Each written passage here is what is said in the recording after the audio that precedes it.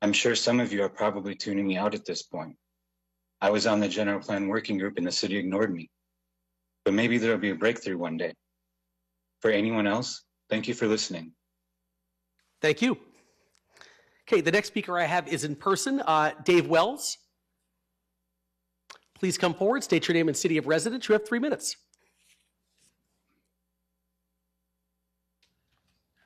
Good evening. I'm Dave Wells of Mesa. I see in the presentation that you had in the last meeting that included a figure of 9.7%, 8% annual attrition rate for 2023. By attrition, it means that people no longer have a housing voucher. One such person last month was Kelly Cleveland. The circumstances related to a police search for drug paraphernalia, though Kelly disputes its accuracy. But the point is that Kelly is now homeless. To the best of my knowledge from talking to him, when people like Kelly get evicted, there's no safety net or outreach.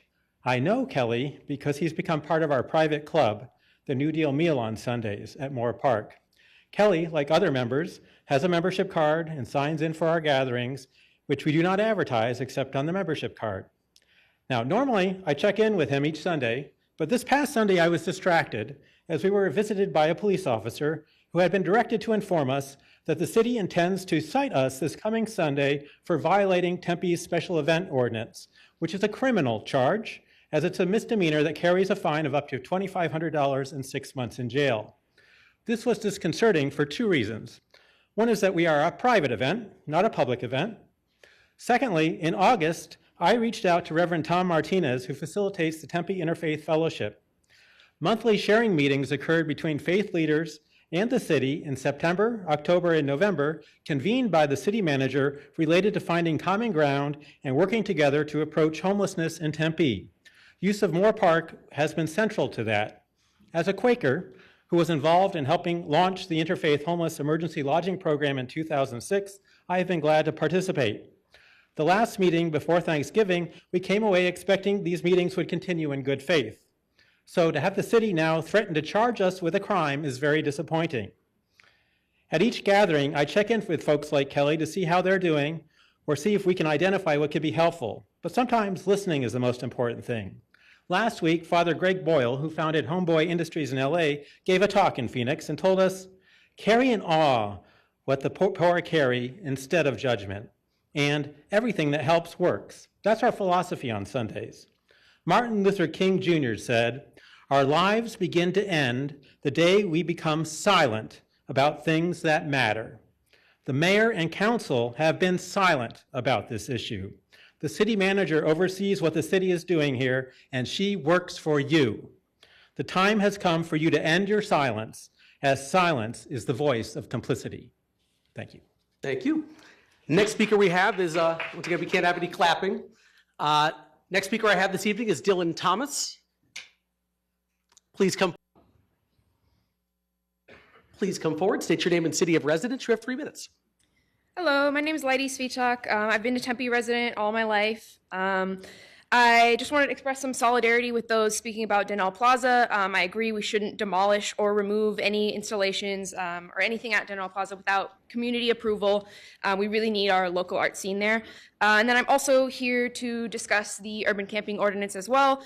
I think that you guys really need to stop enforcing the urban camping ban. It not only illegalizes homelessness, but even being seen in public parks with anything that could be deemed as living materials, so like blankets, foods, anything like this. Cops have already confiscated such harmless items as blankets in this winter cold, which is just unacceptable. And they're already threatening citations against any upstanding Tempe citizen that provides resources to our homeless neighbors. So we all really need to stop targeting mutual aid organizations that help our homeless friends in the meantime before they can get the shelter that they need. You need to keep your police in check to not target anybody who's doing what little they can to make people's lives a tiny bit more livable. We're offering what you guys failed to offer. We're offering safe and supportive mutual aid that meets people where they're at. We've helped countless people get into shelter, get into recovery programs, even just eat for that day. And there's never enough space in these programs. So whether they can't get in because they have pets or they have health issues or they're struggling with addiction, whatever, there's no reason to prevent your citizens from volunteering their time to get these people food, dog food, blankets so they don't freeze, water so they don't die of thirst. You pride yourself in decreasing homelessness in Tempe, but then you turn around and criminalize everything that homeless people do and everything that your citizens do to try to prevent it, make people's lives better. So we expect better from you guys. And as Dave Wells was saying earlier, there's no safety net currently for those facing eviction. So one way to decrease homelessness would be implementing a funding for a universal right to counsel for those facing evictions, because this could be beneficial in decreasing homelessness, preventing it before it even happens. That's all I have to say. Thank you guys for your time. Good. Hi, I'm Alix Monty. I'm a fifth generation resident of the Valley, parent to sixth generation children who go to, Broadmoor, NSAA. I went to Gethsemane, Tempe Preparatory Academy, graduated from ASU with a degree in sustainability, sat on the Tempe, board commission for sustainability. My first job was at Clark Park as a lifeguard, and then moved on to teaching water aerobics at Kiwanis and Escalante. My grandparents owned a house in Tempe since the 50s until last year when they passed. Grew up here to see the character of Tempe changing. I saw Mill Avenue's character destroyed, and the artists and the people that made that an exciting place to be when I was a kid were displaced. When I look at you, Corey, I see a gap on Mill. That's what I see, is developers moving into my town and destroying what I love about it. It makes me really sad. But I want to use the rest of my time to ask you specifically to answer, what is the end game to charging and criminalizing people for feeding the homeless? So you go and you charge Ron or whoever for having a private event and feeding people in the park. What comes next, Corey? We're not allowed to. This is not on the agenda this evening, so I can't. If you want to respond, you can. No, I cannot. If that's the statement at the beginning, I can't respond to things that are not actually on the agenda for council action. Right. Maybe, I don't know, maybe you and Rosa want to come up with a communique rather than spreading your propaganda about drug paraphernalia in the parks or whatever the hell. Maybe you can explain to us exactly what is the game plan here. How many people are you willing to arrest for feeding and providing resources to the unhoused, and what is the cost going to be for us?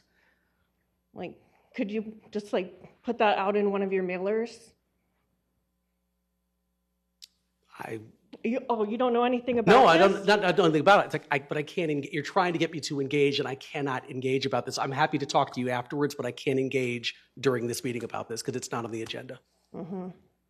Yeah. Well, that's all I have to say. And I also wish I could get a really cool nickname, because I'm not the bachelor uncle or Tempe or whatever, but I don't like Betty Rubble cave woman stuff. But if you could come up with a cool nickname for me, I'll just keep showing up and bugging you, I guess, until I get one. Thank you. Hello, my name's Chloe Kansas. I am an ASU student and a child care worker here in Tempe.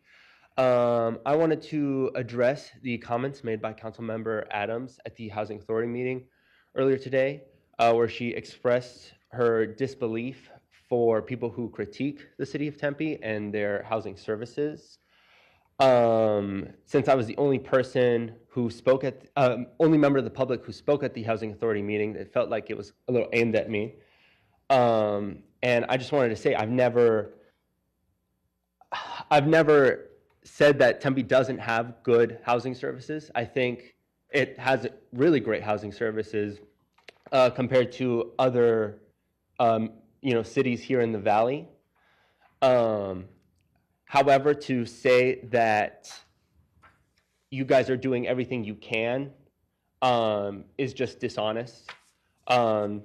We've seen the last few years, the city of Tempe has gone after many nonprofit organizations, mutual aid organizations, as well as churches for offering services and community to these houseless members of Tempe. And that's against homelessness. That's something that's actively hurting the city's efforts to combat this issue. That and, of course, again, Tempe City Council Ordinance 2390, which makes urban camping illegal. You know, you continue to have this law on your books, and all it does is jail people for being homeless. And as Leidy said earlier, you know, remove resources from them and make them more vulnerable. That's all I have to say. Thank you. Thank you. The next speaker I have this evening is Mindy Caldera. Jack Maverik. Please come forward, state your name and city of residence. You have 3 minutes. Hi guys, my name's Jack. I'm from the cave in Tempe. I stand before you, the circus of Tempe. I am just a humble caveman. I have never been a clown. I've never gone to clown college like the rest of you. So if I get things wrong, I apologize. But it seems to me you have a really, really simple solution for a lot of these problems that most of us have been begging you for a long time. And that is, leave us alone and do the things you said you were gonna do. So leave Shalimar alone. They're here every single meeting telling you guys, please preserve our neighborhood. Leave Danelle alone. You got this page and a half of propaganda in bold. There's no demolition scheduled. Well, yeah, if you go forward with this, then it gets scheduled. And so you hand this to people and go, look, it's gonna be okay. It's gonna be fine. But it's not, because that's the way you guys work. It's half-truths and obfuscation. And the evidence of that is you guys are on recording behind closed doors, making fun of us, calling people names, laughing about it. And then when we come in front of you, it's sincere looks and head nods, and you stand in front of colleges and schools and businesses and you tell them, we must disagree better. And meanwhile, in your back channels, you're calling us disruptors and instigators and cavemen. Just be honest and open. Just come up here and go, yeah, we don't really like you guys. We're just supposed to listen to you for 3 minutes. I would appreciate, I don't even need you guys to stop calling us names. Just stop telling us to stop calling you names back. It's really, really simple. Stop arresting people for feeding the homeless. Stop messing with people's neighborhoods. Stop trying to bulldoze, like they said, the last cool place in Tempe. And I don't know, Corey, how's that protecting the city of Tempe from police overreach and new technologies while our police budget keeps getting bigger and bigger and bigger, and we have all this like AI spynet stuff coming online where they're using those AI cameras in the parks to identify who's been there for how long, and then hey, Ranger 1, head over there and arrest that guy. Just leave us alone and do what you said you were gonna do. It's so simple, guys. I wish my job, the success of my job, depended on leaving people alone. Have a good day. Thank you. The next speaker I have this evening is Alix Monty.